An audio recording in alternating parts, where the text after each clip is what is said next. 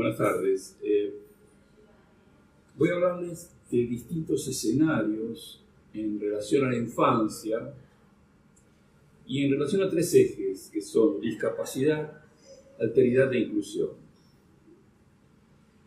En realidad vamos a interrogar en esta clase los actuales escenarios escolares y voy a plantearles para llevar adelante esta interrogación el trayecto que va de la integración a la inclusión.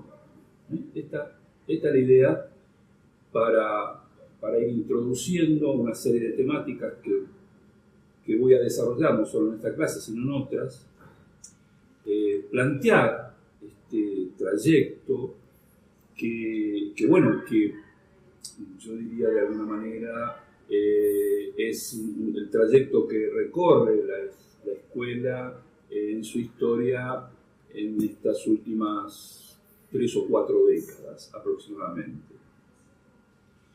Interrogar primero entonces en este camino que les propongo recorrer cuál ha sido la genealogía de estas categorías, de estas ideas, integración e inclusión, comenzando en principio por aquellas ideas que fueron las primeras que fueron introducidas en el sistema educativo, en la escuela de Occidente,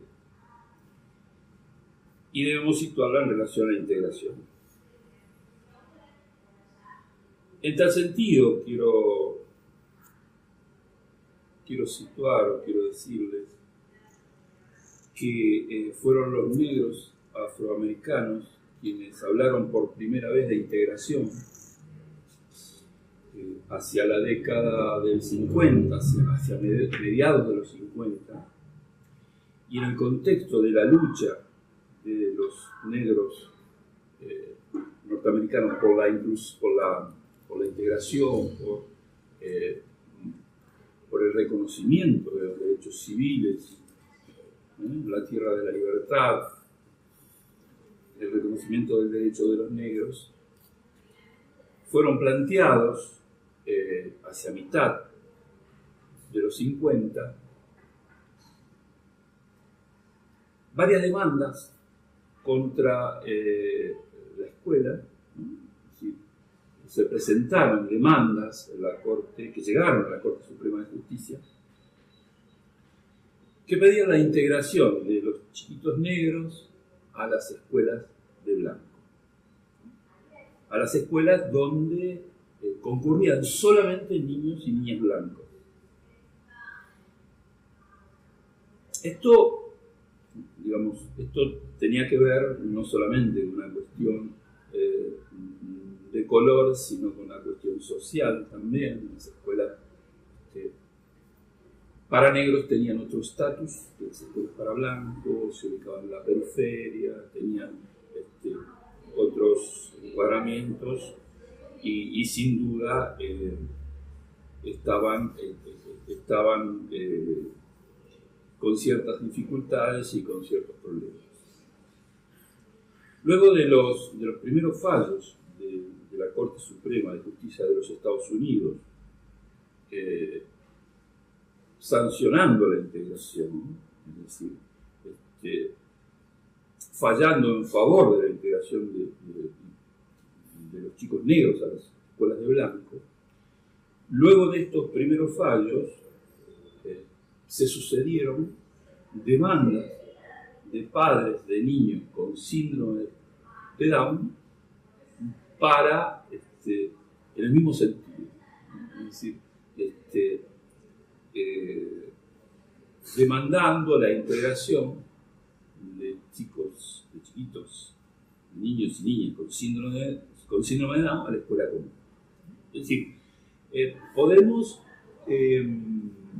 yo diría, afirmar que de alguna manera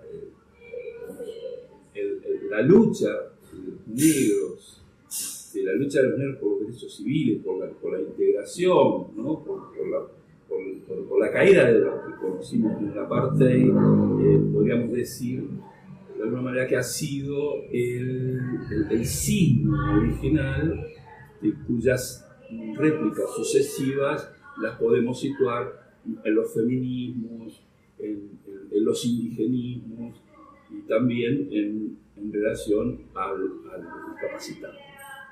Es decir, siguiendo ese camino de la epifanía original afroamericana, encontramos también entonces la lucha de las comunidades en los grupos de discapacitados, que posteriormente llegan a impactar en los organismos internacionales.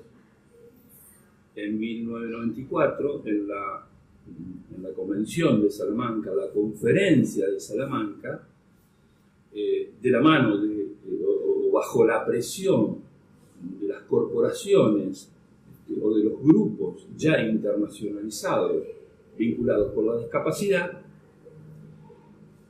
el paradigma de la integración llega a la escuela.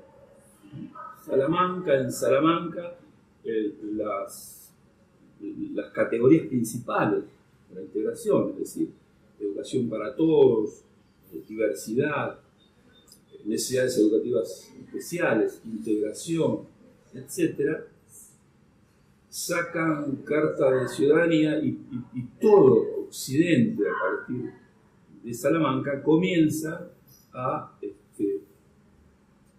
transitar en relación al paradigma de la integración. La escuela de Occidente aparece inspirada en las ideas y en los paradigmas vinculados con la integración. Hay, podríamos decir, una interpelación profunda a la escuela en esta impregnación de los nuevos paradigmas que aparecen en los organismos internacionales como eco de las luchas de estos grupos subalternos, negros, mujeres, indigenismos, discapacitados, etc., ¿no? Hay así una interpelación profunda en el sentido de que la escuela debe transformarse radicalmente para recibir y educar, en este caso, a los niños con discapacidad, ¿no? A los niños y jóvenes con discapacidad. Esto es lo que yo creo que es importante que veamos, que a partir de 1994, incluso antes o algunos años después, aparecen este paradigma, aparecen estas nuevas ideas que implican para la escuela una combinación, a una transformación de sus estructuras que deben pasar de un viejo paradigma fundacional de la normalización, del disciplinamiento, de la homogeneización de los sujetos a educar, a otro paradigma que ve en las diferencias, que apuesta a las diferencias, que ve que ve una riqueza en estar juntos en las diferencias, y que apuesta en todo caso a una escuela de las diferencias antes que una escuela de lo igual, de lo mismo, de lo normal, ¿no? Una escuela de lo diferente, una educación de lo diferente, en oposición a una educación de lo normal, de lo igual, de lo mismo. Esto es lo que trae Salamanca, esto es lo que trae el ideario de la integración, que ingresa a la escuela y que va a ser sustituido hacia fines del milenio por otra categoría, la categoría de inclusión. Y aquí es donde creo que debemos interrogar esta sustitución.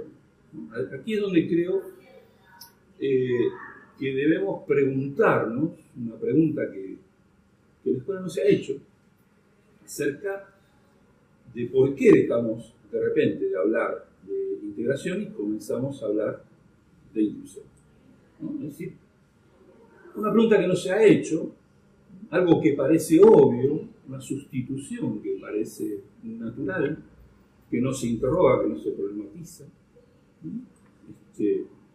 Una categoría de lo obvio que en su transparencia dice.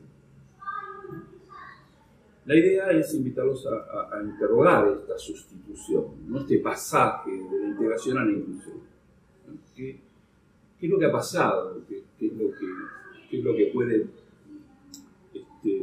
fundamentar esta sustitución? En realidad, yo creo que es posible pensar o formular algunas preguntas en relación al pasaje. En primer lugar, ¿por qué pedirle a la escuela que incluya? Es decir, pedirle a la escuela que incluya implica postular que la escuela excluye. Y esto es algo que creo que se interrogar. Es decir, la escuela excluye. La escuela en su historia, en su espíritu, ha excluido sujetos, ha excluido a lo diferente.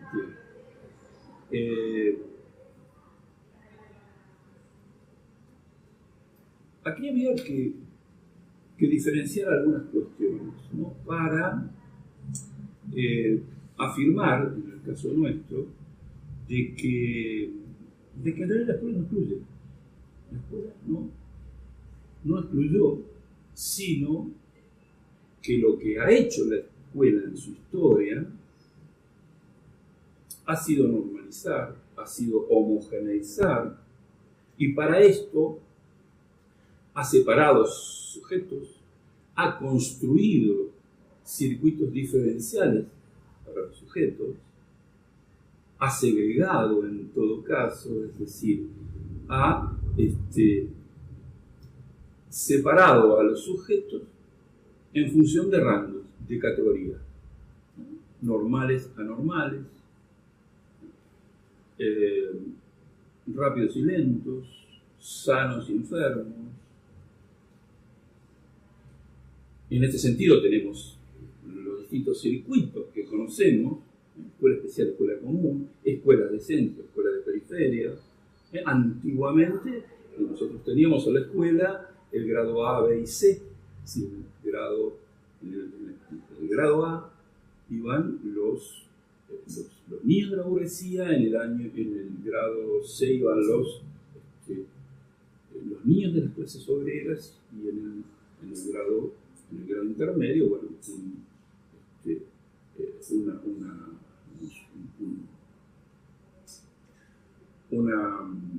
una clase intermedia también, ¿no? En esa diferenciación social de las infancias, ¿no? Entonces, lo que yo creo que tenemos que decir es que en realidad la escuela no excluyó, no ha estado en el espíritu de la escuela pública, de la escuela moderna, es excluido, sino que el espíritu de la escuela, desde que nace como escuela pública, ¿no? En el contexto de la modernidad, ha sido integrar a todos. Esta es la idea de la biopolítica que describe Foucault, la biopolítica de la modernidad, y bueno, la escuela como institución paradigmática de la modernidad. La idea es integrar a todos, es decir, integrar a todos los cuerpos, a todos los sujetos, para especializarlos, para para capacitarlos, para hacerlos más productivos, a la vez que los hace más dóciles, a la vez que implanta allí modos de sujetamiento, es decir, cuerpos económicamente más productivos y políticamente dóciles, cuerpos sometidos. Esta es la mecánica de la modernidad, de la cual la escuela, podemos decir, descolla. Esto es lo que llamamos normalización, esto es lo que llamamos homogeneización, ¿no? De lo que se trata es de construir segmentos, de construir circuitos diferenciales con el objetivo final de homogeneizar o de normalizar, de construir normalidad. En primer lugar esto, entonces, en primer lugar la escuela no excluye, normaliza, ¿no? Construye segmentos, segrega, construye circuitos separados, diferenciados. Y en segundo lugar,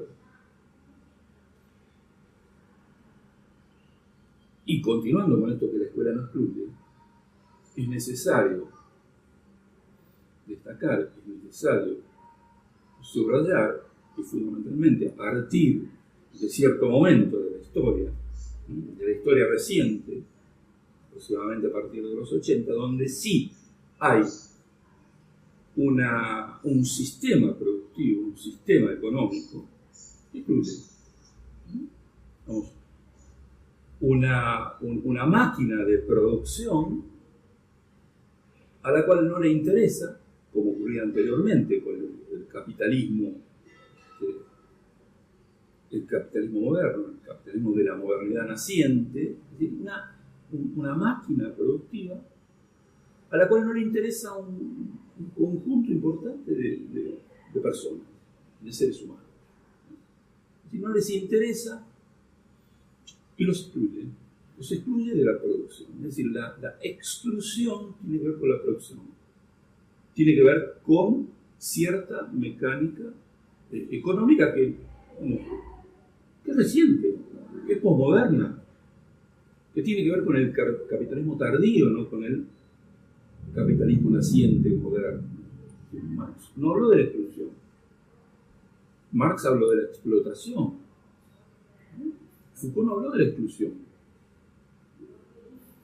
Foucault habló en todo caso de normalización. Y si se refiere en algún momento a la exclusión, lo hace en un sentido marginal, montado en relación a los dispositivos de disciplinamiento. Entonces, la pregunta es la siguiente: si la escuela no excluye, sino normaliza, diferencia, si la maquinaria productiva, la maquinaria económica es la que excluye, ¿por qué le pedimos a la escuela que se convierta en el corazón de un mundo descorazonado? ¿Por qué le pedimos a la escuela que incluya mientras el mundo no está dispuesto a hacerlo? Y esto, lo que decimos es que constituye una trampa para la escuela. O un imposible, si ustedes quieren, un imposible. Pedirle a la escuela ser el corazón de un mundo sin corazón es de alguna manera imposible. Es algo que nos conduce a cierta imposibilidad y a ciertas trampas que creo que es necesario que interroguemos.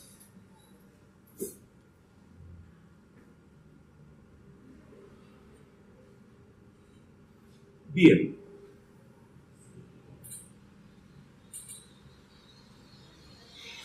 En este escenario imposible, este escenario en el cual aparece cierta trampa, decimos nosotros que es el escenario propicio para el crimen perfecto. Este libro, que se los dejo como, les dejo el PDF, les vamos a hacer llegar el PDF completo del libro. En este libro hemos planteado esto del crimen perfecto. Y este es el escenario propicio para el crimen perfecto. El crimen perfecto es culpar a la escuela de esa imposibilidad de la cual acabo de hablar, ¿no? Esta imposibilidad de incluir en un mundo que excluye, o dicho de otra manera también, de esta demanda a la escuela de algo que no ha hecho. Esta demanda a la escuela de algo que no ha hecho nos hace pertinente plantear esta analogía del crimen perfecto. El crimen perfecto es aquel en el cual se culpa a un sujeto inocente de un crimen que ha cometido otro. Y es perfecto en tanto que todo el mundo cree en la culpabilidad del inocente, el inocente incluido. Este es el crimen perfecto. Esta es la trampa de la que les hablo. Esta es la imposibilidad que lleva al crimen, que lleva a la culpabilización que al crimen. Ahora bien, veamos lo siguiente. Tras la culpabilización, tras esta atribución que se le hace al docente, el docente pierde sus referencias, sus convicciones, sus certezas, y permanece en estado de duda. Un estado de duda, de desaliento, de desasosiego, de desesperanza y también de desorientación. Y así es donde va a ser condenado a la formación permanente. Condenado a la formación permanente, el docente va a deambular indefinidamente por los laberintos de la academia, de los institutos, de los seminarios, de los cursos. Deambulador infinito,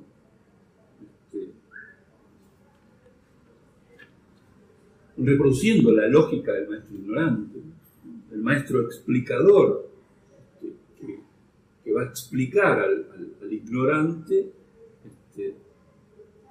las razones de su ignorancia.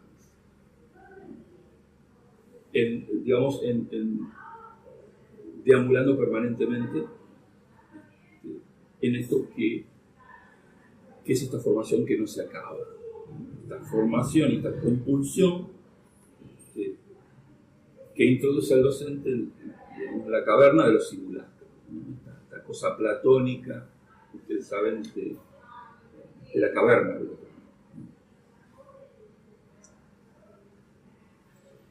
Entonces ahí tenemos al docente en estado de duda o de culpa y que se convierte en rehén de los especialistas. Y allí es donde van a aparecer psicoanalistas, filósofos. Allí va a aparecer la neurociencia de tanta pregnancia hoy en la escuela, ¿no? Los conductismos, los neoconductismos, los cognitivismos, los psiquiatras, los genetistas, todos ellos que ingresan a la escuela en paralelo con las epidemias de la infancia, ¿no? Epidemias del sujeto, epidemias de la infancia, ustedes saben, autismo, trastornos, psicosis, etcétera, etcétera, etcétera. Y lo que vamos a ver allí, que estas epidemias del sujeto, estas epidemias de la infancia, han crecido paralelamente a lo que ha sido la ruptura, la fractura social. Y paralelamente también con la proliferación de los relatos de la inclusión, los relatos de la inclusión, los relatos multiculturales, que sustituyeron a aquellos primeros gritos o aquel primer sismo, como habíamos llamado, sismo original de la integración. Es decir, las epidemias acompañaron en primer lugar a la fractura social, es decir, epidemias que crecen geométricamente, en paralelo con la fractura, en paralelo con la proliferación de estas fábricas de desechos humanos. Allí vemos aparecer epidemias de autismo, TEA, TGD, aunque ya no se lo llame así, psicosis, trastornos narcisísticos. Todo esto que rebasa la escuela, todo esto que excede a las posibilidades de la escuela, aún en sus mejores sueños, en sus mejores condiciones. Esto cifra de alguna manera este imposible de lo que les hablo. Es decir, hay un imposible, hoy hay una dificultad extrema de la escuela para trabajar incluso con la mejor de las intenciones en estos escenarios en los cuales, y esto no debemos pasarlo por alto, hoy en nuestro país el 50% de los chicos se encuentran en situación de pobreza. Bien, entonces, y para ir cerrando, quiero plantear una cuestión que creo que es crucial, que creo que es central, que solamente la voy a plantear, pero que la vamos a retomar en una próxima clase. La pregunta es ¿qué hacer? La pregunta que siempre nos hacemos ante los diagnósticos, que en los tiempos que corren no pueden ser de cierto pesimismo, es ¿qué hacemos? Y la primera cuestión que se nos ocurre es que si no se producen ciertos cambios en otros ámbitos, fundamentalmente en ámbitos políticos, económicos, si no cambiamos esta situación, sí, de exclusión de tantos chicos y adultos que se quedan sin trabajo, que se quedan sin casa, que se quedan sin escuela, chicos que están solos, chicos que están abusados, chicos que se drogan. Es decir, si no cambiamos esta situación de las políticas sociales y económicas, vamos a seguir en problemas. Es decir, la escuela va a seguir reproduciendo este imposible, va a seguir reproduciendo este escenario del crimen perfecto. Ahora bien, quiero preguntar lo siguiente: en caso de que se produzca una alineación de astros, es decir, que los astros comiencen a alinearse, lo económico, lo político, etc., que haya una conjunción, incluso aunque no se produzca, es necesario un acto que solo puede ser nuestro, que solo puede ser de la escuela. Es un acto de resistencia gozosa en espera del acontecimiento. Este acto es el de la creación de libertad, la creación de autonomía, la invención de prácticas de libertad que existen en la escuela, que actualmente existen en la escuela, aunque finalmente son invisibilizadas, y de las cuales vamos a volver a hablar. Pero no nos confundamos. Cuando se nos pide que construyamos esos espacios de supuesta autonomía que se llaman los PEI, los proyectos institucionales, y se nos indica punto por punto cuáles son los pasos a seguir para su construcción, No nos confundamos. Estas no son prácticas de libertad. Las prácticas de libertad, o más bien la libertad, y con esto voy a cerrar y les quiero dejar esto para que sigamos pensando y para que podamos retomar en lo sucesivo. La libertad no es algo que te dan, no es algo que nos dan. La libertad no es algo que nos da el otro. La libertad es un acto. Es un acto del sujeto, es una decisión del sujeto, ya sea individual o colectivo. Muchas gracias.